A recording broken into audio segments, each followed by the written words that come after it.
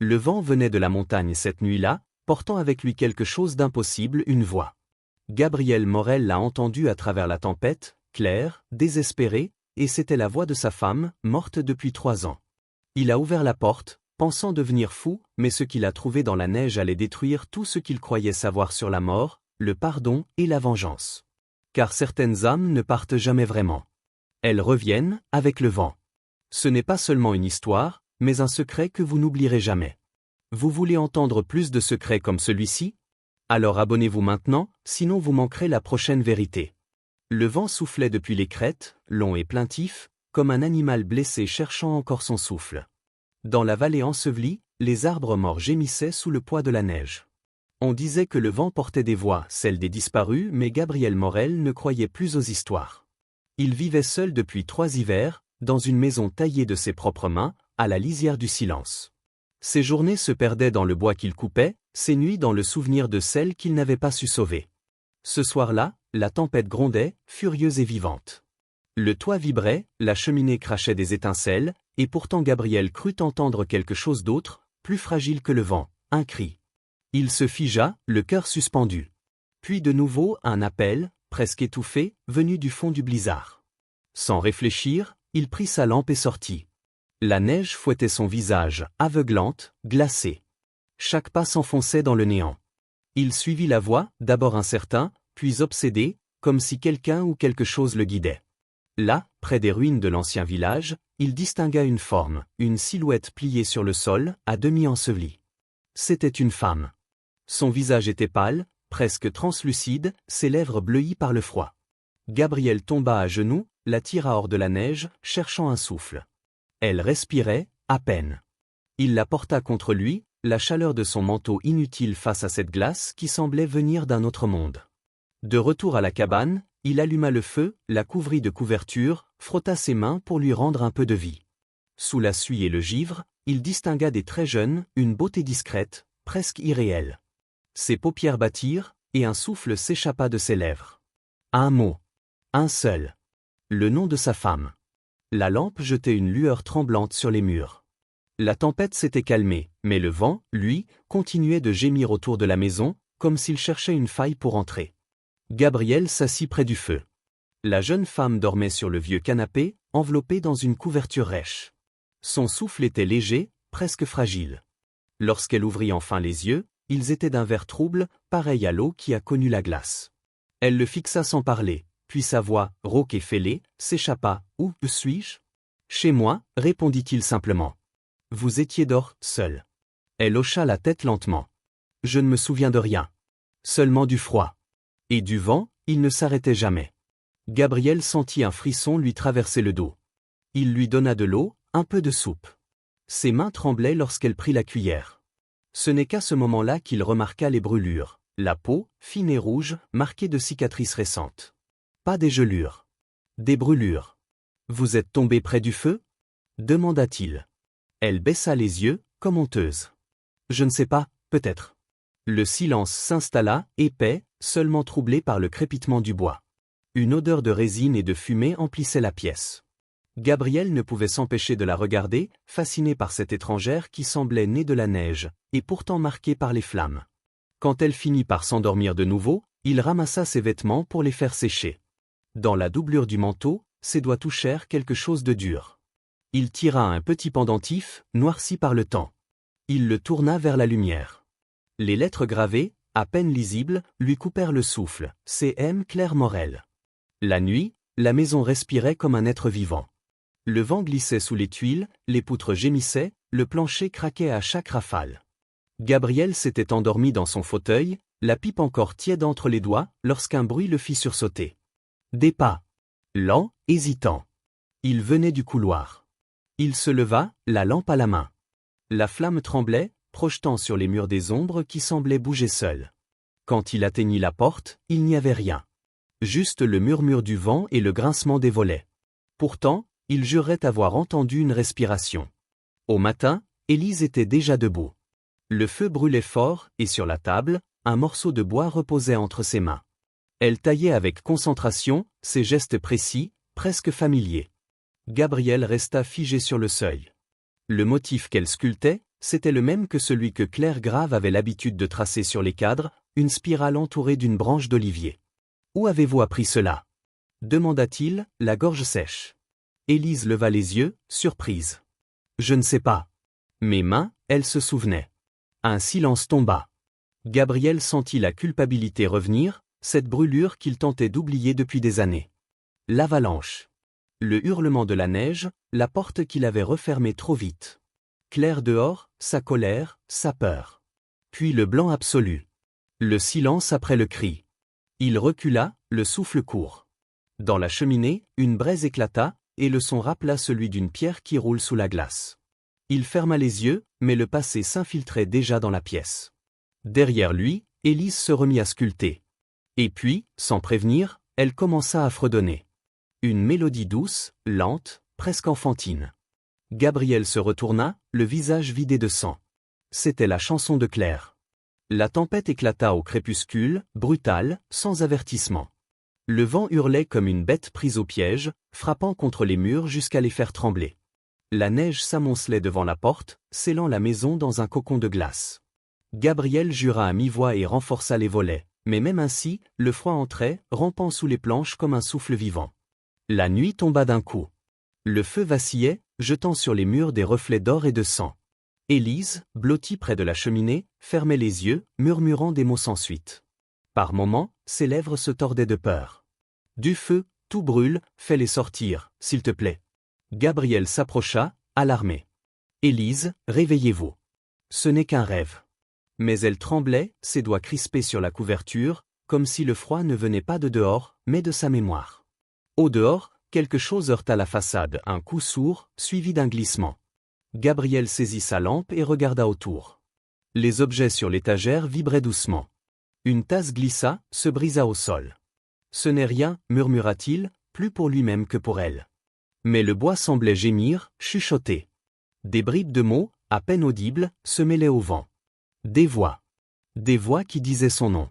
Il recula, la lampe tremblante. Élise s'était levée, les yeux encore dans le brouillard du cauchemar. Là, dit-elle soudain. Sous le plancher. Ils soulevèrent une planche près du foyer. Dans la cavité, un vieux coffret reposait, couvert de cendres et de cire fondue. À l'intérieur, des lettres. Jaunies, craquelées, mais lisibles. Des adieux, des prières, des mots d'amour écrits à la veille de la catastrophe. Gabriel lut à voix basse, la gorge serrée. Puis il s'arrêta net. La dernière lettre portait une signature. Une encre pâlie, mais claire. Élise d'argent. Le lendemain, la tempête avait cessé, mais le silence qu'elle laissait derrière elle semblait plus lourd encore. Le monde dehors n'était qu'un désert blanc, figé sous la morsure du gel. Gabriel, lui, n'avait pas dormi. Les lettres gisaient sur la table, et le nom d'Élise d'argent tournait dans sa tête comme un écho impossible. Il prit sa lampe et descendit à la cave, un endroit qu'il n'avait plus osé ouvrir depuis 3 ans. La clé rouillée résista avant de céder dans un grincement aigu. L'air en dessous sentait la cendre et l'humidité. Il balaya la poussière d'un revers de main et découvrit, empilés contre le mur, les restes calcinés de son ancien atelier, les cadres brûlés, les outils tordus, les copeaux figés dans la suie. Sur une poutre noircie, il reconnut une empreinte de main fine, gravée dans la suie comme un adieu. La main de Claire. Il ferma les yeux, et tout revint. Le cri, la porte qui claque, la montagne qui tremble. L'explosion. Derrière lui, une voix s'éleva doucement. « Vous ne m'avez pas tout dit, Gabriel. » Il se retourna. Élise se tenait dans l'escalier, pâle sous la lumière. « Vous saviez qui j'étais » Elle hésita, puis hocha la tête. « Je n'ai pas tout oublié. Ma mère travaillait ici, pour votre femme. Elle me parlait souvent de vous. De vos colères. De la mine que vous creusiez trop près du glacier. » Gabriel blêmit. « Ce n'était pas ma faute, si, dit-elle calmement. Ce n'était pas la neige qui a tout emporté. C'était la dynamite. » Le silence tomba, coupant l'air comme une lame. Elle fit un pas vers lui, les yeux pleins d'une lumière qu'il ne comprit pas tout de suite. Puis sa voix se brisa à peine. « Vous l'avez tué, Gabriel. » Le vent se leva de nouveau, brutal, giflant la maison d'une rage presque humaine. Dans l'âtre, le feu grondait, projetant des ombres qui semblaient se battre sur les murs. Gabriel faisait les 100 pas, les poings serrés, le souffle court. Chaque mot d'Élise résonnait en lui comme un coup de marteau. « Tu ne comprends pas, dit-il enfin, la voix éraillée. Ce n'était pas censé se passer ainsi. J'avais juré que la mine tiendrait, mais elle ne l'a pas tenue, répliqua-t-elle froidement. Et c'est Claire qui a payé le prix. Elle s'approcha, les yeux brillants, mélange de colère et de larmes. Toute cette vallée d'or sous la neige à cause de vous. Il frappa du poing sur la table, la lampe vacilla. Assez. Tu ne sais rien de ce que c'est que de porter ça. Chaque nuit, je l'entends, sa voix dans le vent, son cri quand la montagne s'est ouverte.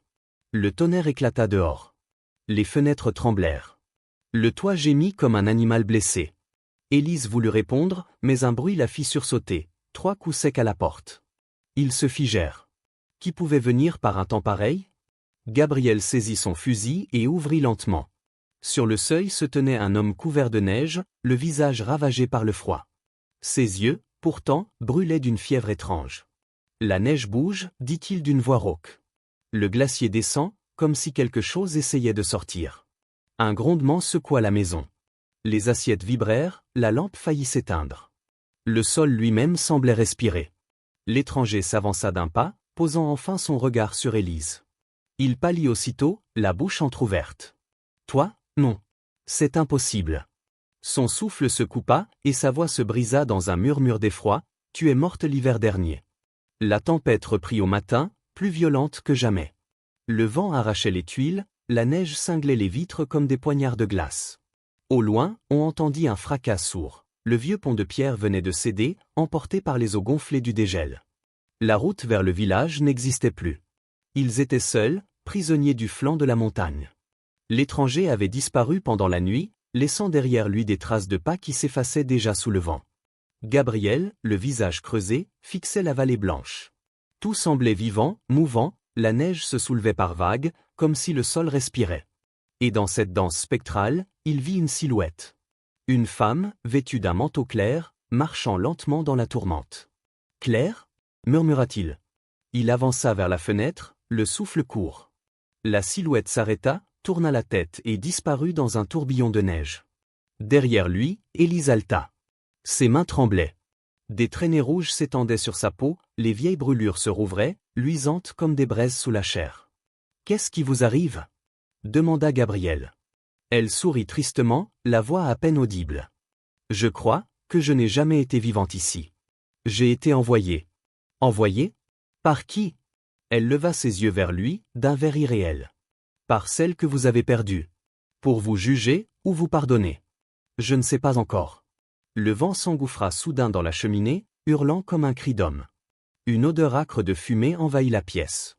Gabriel se retourna, les flammes jaillissaient du foyer, hautes, affamées, éclairant les murs d'une lumière rouge émouvante. C'était le même feu. Le même son, le même souffle que la nuit de l'avalanche. Les flammes dévorèrent la maison avec une rapidité inhumaine. En un instant, le bois craqua, les poutres hurlèrent, le toit se couvrit d'un brasier vivant. La chaleur était si violente qu'elle fit éclater les vitres. Le vent s'engouffra à l'intérieur, attisant le feu comme s'il le nourrissait de sa propre colère. Gabriel saisit Élise par le bras. « Sortez » hurla-t-il. Mais elle semblait figée, hypnotisée par les flammes qui dansaient autour d'eux, le regard perdu dans une lumière qu'il ne comprenait pas. « C'est ainsi que tout recommence » murmura-t-elle. « Le feu rend ce que la neige a volé. »« Non » cria-t-il, la tirant de force vers la porte. La fumée lui brûlait les poumons, le sol vibrait comme si la montagne elle-même rugissait. Il la porta presque, trébuchant dans les débris en feu, jusqu'à l'extérieur. L'air glacé les frappa, coupant leur souffle. Il la posa sur la neige, essoufflée, les bras noirs de suie. « Élise » Elle le regarda une dernière fois, ses yeux d'un vert trop clair reflétant les flammes qui consumaient la maison. Un souffle passa entre eux, ni froid, ni chaud, juste un vide. Puis, sous son regard, elle s'effaça. Comme un rêve qu'on oublie en ouvrant les yeux. Gabriel resta immobile, incapable de crier. Derrière lui, la maison s'effondrait, envoyant des gerbes d'étincelles dans la nuit. Le feu se reflétait sur la neige, exactement comme l'avalanche d'autrefois, une mer de lumière et de mort. Lorsqu'il reprit son souffle, il sentit quelque chose contre sa poitrine. Il baissa les yeux. Autour de son cou pendait le petit pendentif noirci, celui d'Élise qu'il n'avait jamais touché. Le vent se leva, sifflant dans les ruines, et une voix, claire et lointaine, murmura « Tu as encore une chance ». L'aube se leva sur un silence que rien ne troubla. La tempête s'était tue, laissant derrière elle un monde lavé, pur, irréel. La neige étincelait comme du verre brisé, et le ciel, d'un gris tendre, semblait retenir son souffle. Gabriel marcha longtemps, chaque pas crissant dans la poudre blanche. Sa maison n'était plus qu'un squelette noirci, fumant encore. Devant lui, la vallée s'étendait, vaste et déserte. Il suivit le vieux sentier qui descendait vers le village enseveli. Là où jadis s'élevaient des toits, il n'y avait plus qu'un champ de neige figé, gonflé de secrets. Il s'arrêta au milieu des ruines invisibles. Le vent passa, doux, presque humain. Et soudain, il les entendit. Des voix. D'abord lointaines, indistinctes, puis nombreuses, murmurantes, comme un cœur d'âme parlant à travers la glace.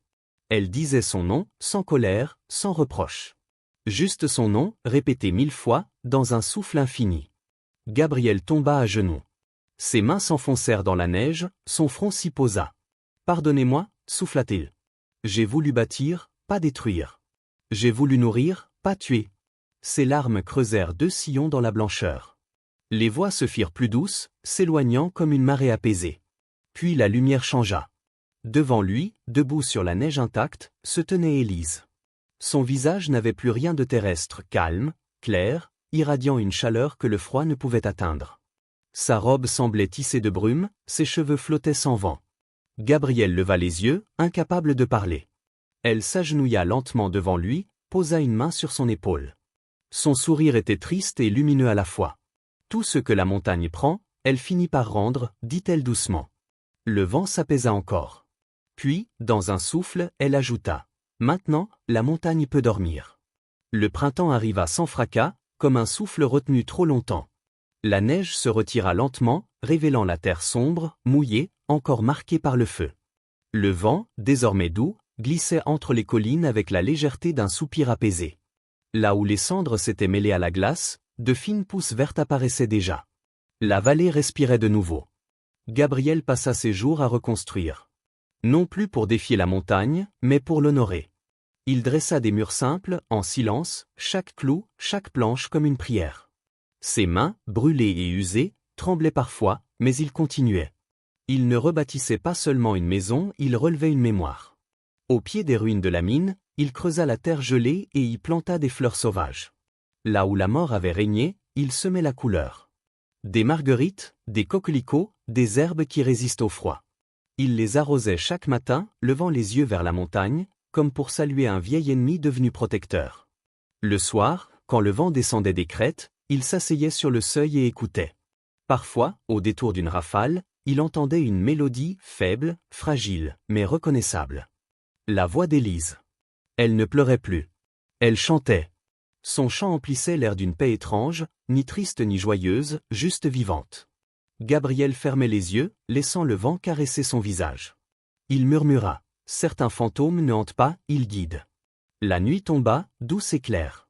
Le vent passa une dernière fois entre les fleurs, soulevant un parfum de terre et de souvenirs. Et tandis que le silence retombait sur la vallée, une question flotta dans l'air, légère, insistante, comme une promesse. Et vous, que feriez-vous si le vent parlait encore? Et maintenant, dites-moi une chose. Si le vent, ce soir, murmurait votre nom, oseriez-vous écouter? Certains secrets ne dorment jamais, et celui-ci n'est que le début. Index revers pointant vers la droite blanc. Dites-moi dans les commentaires de quelle ville vous regardez cette histoire, que je sache jusqu'où le vent porte nos vérités. Et surtout, abonnez-vous maintenant, avant que la prochaine tempête ne souffle car la prochaine histoire pourrait bien frapper à votre porte.